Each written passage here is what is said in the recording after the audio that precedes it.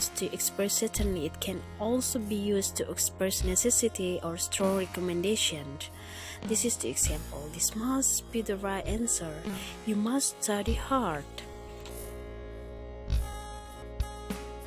And is used to prohibit atau larangan. Jadi mustn't digunakan untuk melarang seseorang melakukan sesuatu.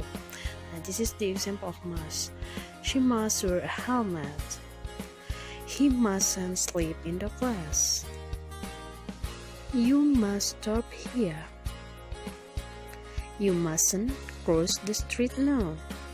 He mustn't kick the ball. You mustn't touch the ball with your hands. This is the example of the driving text in the direction. You mustn't turn right. You must turn left.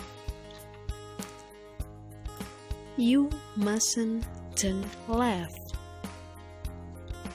You must stop here. You mustn't park here.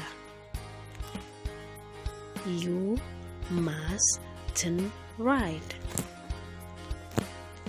You mustn't enter. You must go ahead. You mustn't stop here.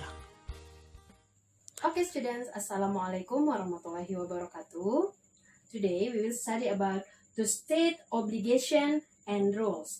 Nah, jadi dalam bahasa Indonesia, to state obligation and rules itu dikenal sebagai perintah atau larangan. Ya. Nah, jadi perintah in English we call as must, and larangan we call as mustn't atau must not. Ya, jadi perintah itu artinya kewajiban. Ya, kalian harus atau kalian wajib melaksanakannya. Akan ada hukum atau aturan di dalamnya ini. Jadi itu kenapa kita menggunakan must. Kemudian larangan. Larangan di sini kita gunakan must not atau mustn't. Nah, ini juga termasuk dalam perintah. Artinya kalian dilarang melakukan sesuatu hal yang merugikan. Itu contoh dalam bahasa Inggris. Nah, ini ada beberapa contoh yang telah memberikan. Silakan disimak. Perhatikan baik-baik. Yang pertama, we must wear uniform every day. We must wear uniform every day. Nah, di sini contoh kalimat yang pertama, kita harus menggunakan seragam every day. Kata must di sini dia berupa perintah. Jika kalian tidak melaksanakannya, maka akan ada ganjaran, maka akan ada hukuman. Nah, itulah fungsi must dalam kalimat ini. Bisa dipahami? Oke, we move on the second sentence. You must use a helmet on the road. You must use a helmet on the road. Kamu harus menggunakan helm di jalan raya. Nah, jadi kata must juga di sini merupakan perintah bahwa kita harus menggunakan helm di jalan raya. Nah, ketika kita tidak menggunakan helm, pasti akan ada hukuman. Karena di sini merupakan kalimat perintah yang merupakan kewajiban kita untuk melaksanakannya. Oke, kemudian yang ketiga. The students must stay on time on the online class. Nah, the students must stay on time on the online class. Jadi, siswa-siswa atau siswa harus tetap on time pada pembelajaran online.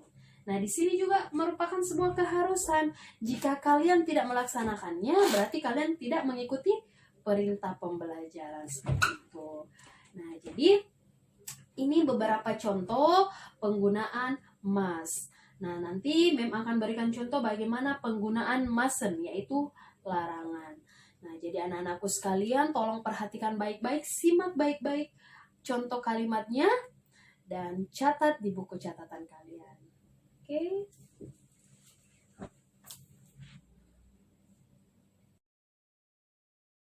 Okay, students, this is the example how to use mustn't or larangan in English.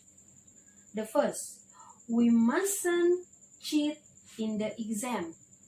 We mustn't cheat in the exam.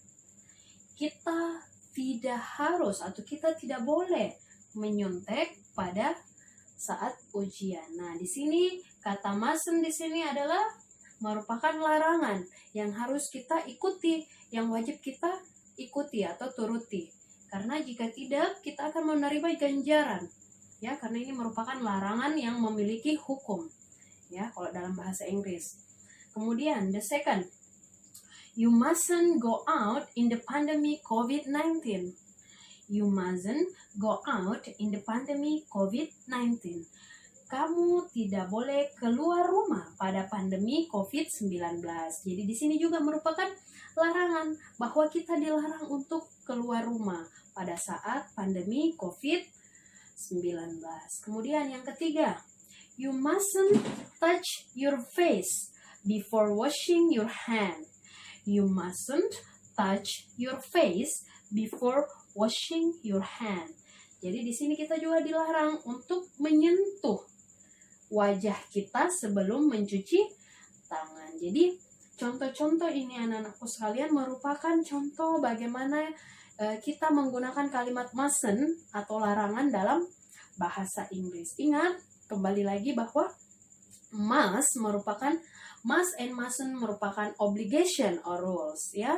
Jadi dia merupakan aturan, merupakan larangan dalam bahasa Inggris. Jadi kalau kalian misalnya di rumah, misalnya kalian diberikan larangan oleh orang tua, itu merupakan obligation yang harus kalian patuhi. Karena jika tidak kalian patuhi, maka akan ada ganjarannya untuk kalian. Itulah salah satu cara penggunaan must and mustn't in sentence atau dalam kalimat. Nah sekarang, setelah kalian melihat contoh beberapa ini, nanti coba kalian catat contoh kalimatnya, and then you should keep attention with the sentences.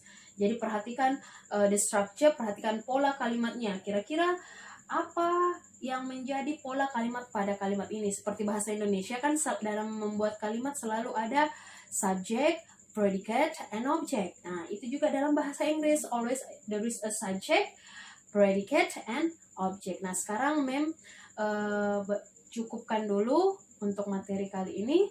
I think enough for today. Thank you very much for your attention. Wassalamualaikum warahmatullahi wabarakatuh. See you next lesson. Okay students, if you have any questions, please comment in your application of Ruang Guru. Jadi kalau kalian punya pertanyaan, silahkan komen pada aplikasi Ruang Guru kalian. I think enough for today. Thank you very much for your attention. See you for the next lesson. Bye-bye.